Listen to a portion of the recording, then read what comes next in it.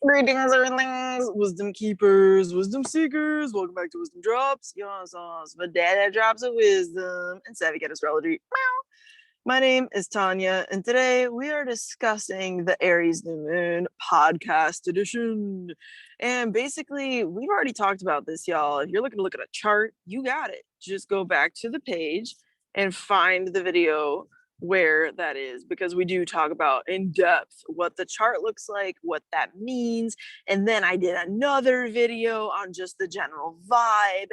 And this video is going to focus on your birth chart and looking at what house is the Aries new moon taking place in. Where did that just happen? And where are you going to find that new beginning for yourself over the next month? And I do say yourself with meaning. Again, you can check out those other videos, but this moon is all about you and a new identity, a new version, you 2.0, and whatever it is that you believe you are standing in individually, independently, autonomously, that is distinctly yourself, and backing it up with energy, with vigor, with some people might view it as a certain sense of defiance. You know, that is Aries energy. It's bold and it stands for something, and it's not shy about it. You know, that's why Aries is so brave. So anyway, we could talk forever about the Aries energy alone, but now let's talk about for your specific area of your chart. And also, just to say, if you're new here, welcome to join us. If you do vibe, subscribe. Please build a tribe. Everybody who's been here, all the newer people, all the older people, you rock and roll. It's great to have you a part of the community and to see the tribe grow, and especially in our communication in the comments. I like dig that. The readings I've been doing, just everything with everybody. Client calls for enrolling the WizdomDropz astrology school, which reminds me to say that we're going to start in May, and I'm excited to make sure that you get a chance to get in if you're actually looking to learn astrology. This is for people who want to demystify a birth chart once and for all and be able to tackle and look at and approach any chart they encounter, and have a way of meeting that allows you to know what you're looking at and to develop your own analytical ability as well as your intuitive abilities in assessing a chart. That's really what it's about. It's so interactive, it's so live, it's so fun. Everything is like turned into a game, so it doesn't feel like grunt work. And you do have homework every week though, depending on like, you know, how you want to meet the class. I actually ask that people do that because it helps facilitate their learning process. But you know, you can find out more about what my students say directly about this program by clicking the video link. It's somewhere up somewhere in the top of this video right now. Cool. So we're gonna dive into the individual houses now. So thank you to everybody who likes it as well, by the way, because when you like the content, it actually helps more people get this information for free, which is, you know, cool. So yeah, it just helps elevate our platform. So thank you again. All right, groovy. So now looking at your houses, let's just fly through the houses, and we're gonna fly, y'all. So if this is happening in your first house, that means that you're in Aries. So if you're in Aries, ascendant, sun, or moon, that's how we're gonna interpret these houses, right?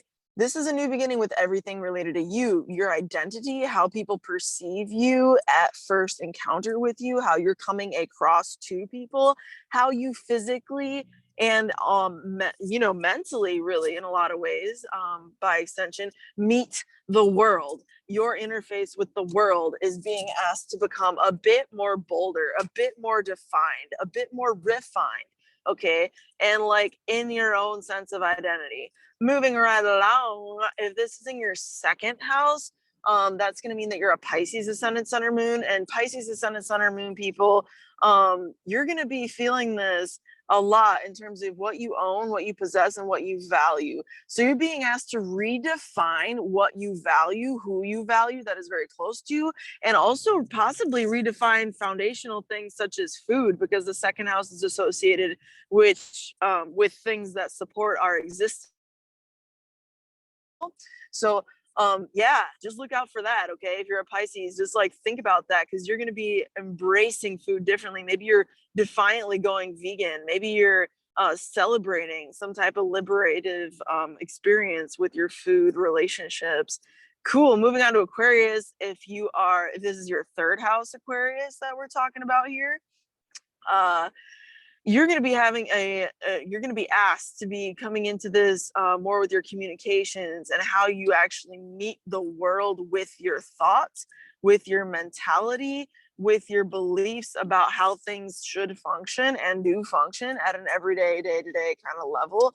And also really get in control of, I would say, actively defining for yourself what thoughts and what patterns of thought you're going to allow for yourself. And that's because the moon in Aries is disposited by Mars transiting in Gemini, which is your fifth house, but it's all about mental processes. So we're just going to move on though, because I don't want to turn this into a longer reading than it is. But with that said, Aquarius, redefine your communications, and that includes thoughts with yourself, boo. All right, moving right along to Capricorn. If this is your fourth house, you're going to be having an interesting experience, Capricorn, redefining home, redefining the root of your existence, the root that you came from as a child. Where did you grow up? What foundational truths did you understand and feel that you possessed as a young one growing up in this world? That is your fourth house. Your fourth house is your foundation. It's the root of everything that is in this lifetime for your embodiment. You understand? You're having a call there, a big old call from the universe, Capricorn, to redefine what that is to you and what that actually means to you. Because new moon and Aries in the fourth, it's all like, hey, you know what? You got to redefine this.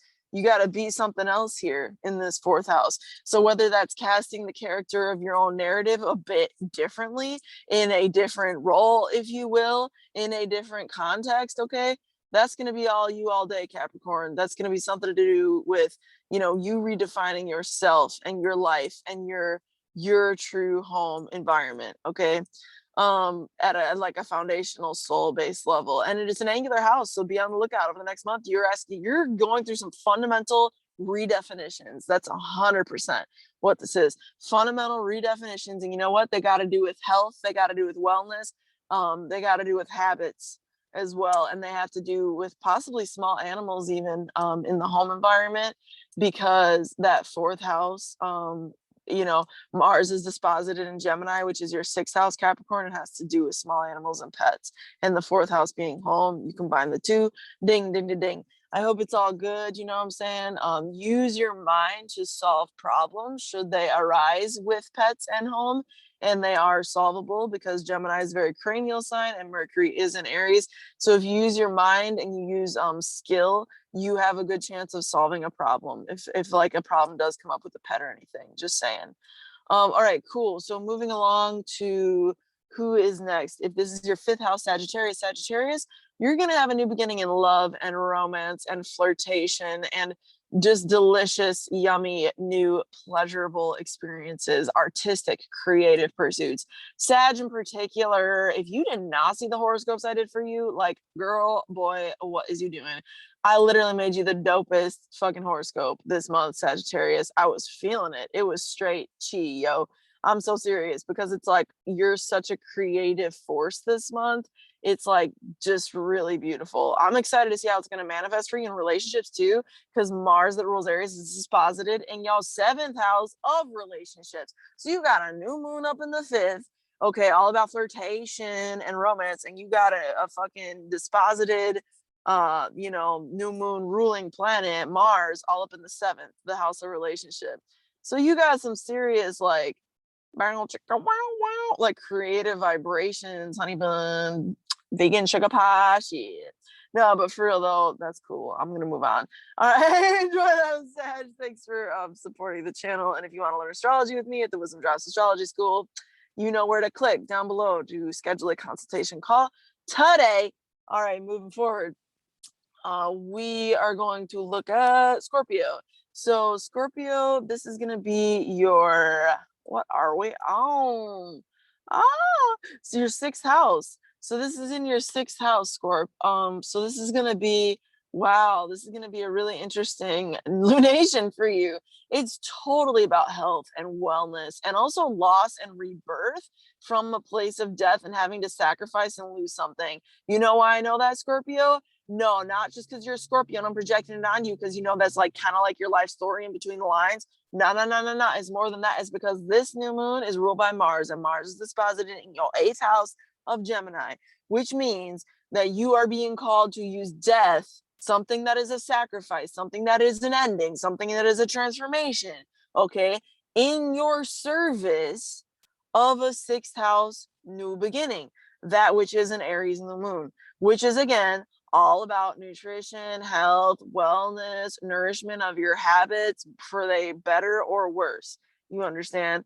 So, you know, take that into account, Scorp. And you are the power, you understand? You already know this. You're the Phoenix, but if you don't activate it, guess what you are? You ain't the fucking Phoenix. Deal with it.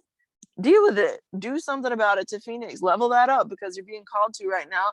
It ain't easy. Story of your life. You know what I'm saying? But you know what? You got to do what you got to do.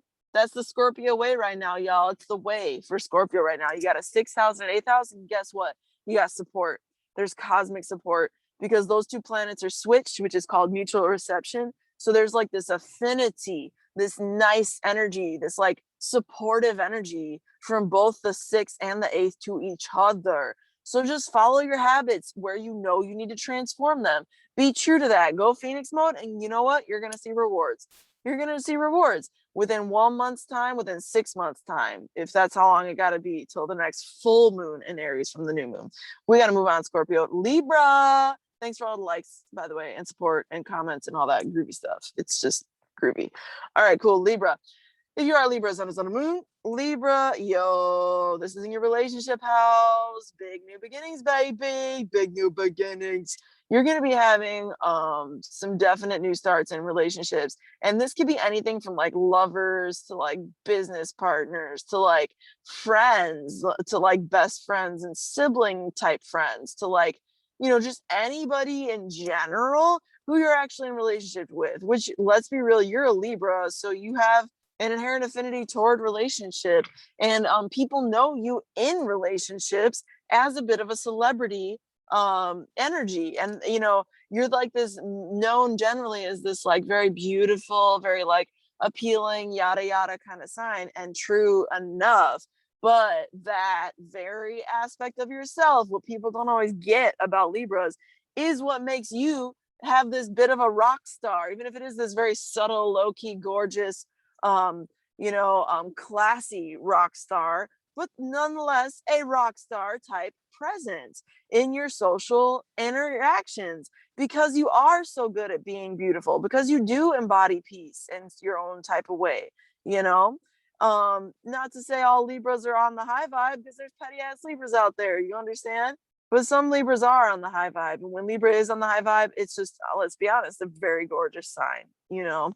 So anyway, though, justice can be with you, because in the 7th house, that Mars is disposited for you in the 9th house. Am I correct? Yes, in the 9th house of Gemini.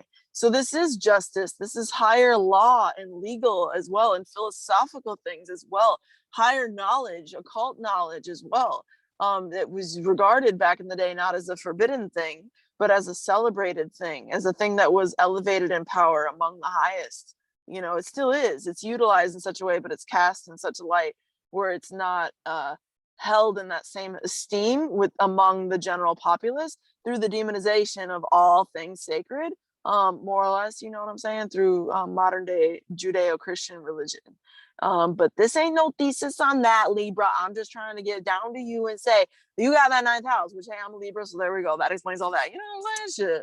But for real though, Libra, I think you have a new beginning in relationships, and you're getting like a really nice dreamy energy, some really nice jovial, supportive, philosophically enriching, just good, classy. I'm just seeing classy new beginnings in relationships, classy, sophisticated, pleasurable, joy-inducing relationship beginnings. What more do you want? That's so great. We got to move on. Virgo, this is going to be happening in your, 8th house. So your 8th house is going to be, this is a new beginning for you in redefining how you approach death and rebirth and processing. You might have a loss, and it might seem really bad and wounding at first. But you know what? It could be connected to your career too. I'm not even gonna lie. But here's the thing, because the 10th house is affected. So it could be like a change of job, because that changes your long-term career maybe. Here's the thing though, Virgo, if that's you, you have a lot of good shit coming. You got a lot of good shit coming. If you're putting out the energy and working with the forces of the universe and being a good person, your karmic seeds are going to come back to roost. Don't you worry. Within 6 months time, keep the intention now, hold the vibration now. Aries is a passionate energy. Feel the passion now. Send yourself into a magical feeling of the passion that you wish to manifest for the highest and greatest good of the world, for yourself. And Virgo, you can receive some positive magic down the road because you have an 8th house lunation. This is a very magical moon, and that is disposited in your fellow Mercury ruled sign of Gemini, which is the 10th house for you. So that has all things to do with career. And so this is why I say the lost 8th house connected to the career. You understand? But there's mutual reception between Mars and Mercury. You're fully supported on your journey. Go with the Aries spirit, go with the Aries faith. Okay. Stick with the vibe of Aries. That's my suggestion. The spirit, the spunk, the belief, the standing for something within your transformation process. And also, Virgo, it could be a new business opportunity coming to you, like, bam, baby, in the bank, because 8th house to 10th house and mutual reception. That can be a loan, that could be an investment, that could be a partnership that has a long-term implication for your legacy. Great energy, one way or the other. I just know there's some Virgos out there who've been telling me about their suffering lately, and I had to speak to y'all. So Virgo, regardless what's going on with you, wishing you the best, and moving on to Leo. Leo, thank you for all the likes, by the way, Virgos. I appreciate that support. Okay, cool. Leo, this is your 9th house. Lucky you. Shit, lucky you. You're having this in the 9th house. You got nothing but happy and joy and glitz and philosophy and higher knowledge and wisdom, and you're getting classy on your Leo shit, and you're shining out there with your belief systems about the philosophical world and the way shit works. You're just being like a glimmer in that. People are seeing you as like, you're known for that right now, and you're being very socially elevated right now. It's a Leo's wet fucking dream. Let's be real. Because the 11th house is where Mars, the planet that is the ruler of the moon sign, Aries, right? Where we're having this new moon. Mars rules Aries, and Aries, you know what I'm saying?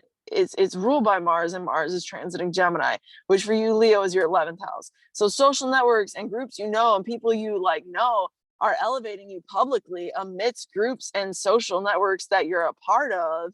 And you're getting a little shine on your name about knowing some stuff, about having some philosophical knowledge and wisdom. 9th house, about being spiritual, maybe. 9th house, about being worldly, possibly, Leo, like a cultural intervention of an integrative event, something like that. Or just like, you know, being like a spiritual force, like, you know, kind of elevator in energy amidst your community, and having the right philosophy, Leo. That could be something you're known for right now. I anticipate very positive results for you under the next month. You gotta let me know. I'm so curious what's going on. I know at least one Leo out there who's having a big upgrade, and all this kind of connects for their work environment right now. Like they're being seen philosophically very different, to have their wisdom and to be able to contribute that and be in a position of wisdom giving. That's what I'm trying to highlight for y'all right now. You know what I'm saying? It's that 9th house, new moon, baby. Moving right along. Thank you, Leah, for all the likes. If you want to learn astrology for yourself, WizdomDropz Astrology School conference call down below. Click the link and schedule today. We start in May. Moving right along to Cancer. Cancer, if this is you, this is happening in your 10th house. Cool. That's accurate. So this is your 10th house. So this is going to be all about your legacy and what you're building in the long term. And you're redefining something there. Something is cracking, something is sparking like a firework over the next month. You know what I'm saying? Where you're going to have some type of an interaction that's going to lead you to realize where you need to go with your career, where you need to go with your legacy, where you need to go with changing up what you're known for by the time you leave this planet. Okay, Cancer, something is coming to you, some moment of clarity, something where it's like, damn, now I know and I didn't. Now I feel it and I didn't before. Now I understand where I had no clue.